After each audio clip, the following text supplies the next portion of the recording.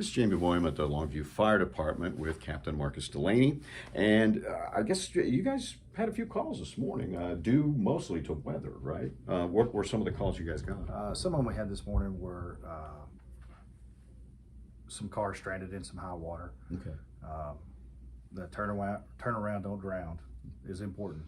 If there's standing water in the road, it's best to find an alternate route. It doesn't take much for small vehicles and stuff to get water inside the engine and it stall out, and you're kind of stuck there in the water. So. Yeah, you were kind of talking about the air intake on it. What was the deal with that? Well, vehicles with combustion engines have their air intake. Some of them are positioned low into the fender wells on inside the car, and it doesn't take much water to splash up and get inside the air intake, and which will stall the engine. Yeah, and of course, one of the obvious things is you don't know how deep that is, right? That's correct. So there's no way of knowing how much road is how far it is, how deep it is, or if the road's still there or has been washed out or anything. Right. So I guess there were about 3 locations this morning where you guys had to help people get out of their vehicles. Yes, sir. There was about 3 this morning. It seemed like it during the hours of people going to work and stuff like that. So. Like after 6? After 6 this morning. And so I guess over on Mobberly, there were mostly underpasses, right? Underpasses in some low areas here in town. We had a lot of rain real fast, as everyone knows, and it had some standing water. It's kind of receded some now, but with more rain expected, those areas could get bad again. And so it's just best to turn around and find an alternate route if you see water over the roadway. Right.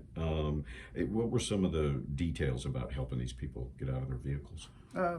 Most like just go in a system, getting through the swift water or water that's running if it's moving fast and stuff like that. So we send our guys out and kind of pretty much just wait out to get them and get them out of the vehicle safely. Okay, so no injuries then? No injuries reported at this time.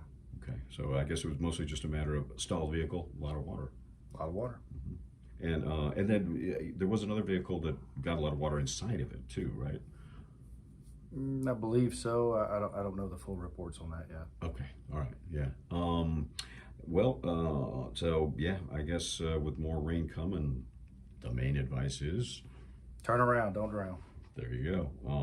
And then you guys, were there any lightning strikes or anything like that? We've had quite a bit of lightning since last night, and it's caused some issues with some trees and power lines and stuff like that. Okay, but nothing that really caught fire? No. Just arcing, that kind of thing? We've had some arcing and reports of blown transformers, but I haven't spoken with a SWEPCO rep to find out exactly the extent of any damage or anything like that. Yeah, okay. Yeah, I myself had some flickering lights this morning. Yeah. Yeah.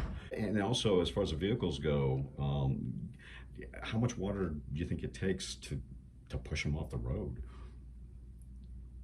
Raging water, they say just a few inches of moving water will sweep a car off the roadway. So, of course, we don't have any incidents like that. No, we have not. Fortunately. Fortunately. But I guess that's something to be aware of if you're on an open road, right? Correct. Yeah. Okay. All right. Anything you want to add? I believe that's it. All right. Thanks a lot, Marcus. Okay. Yeah, so there you go. Problems in Longview early this morning just because of so much rain. In fact, a lot of the floodplain area has filled up and is now kind of draining off. But, that's what it's meant to do. So, yeah, be careful out there. We'll have more later on KLTV7 News and KLTV.com.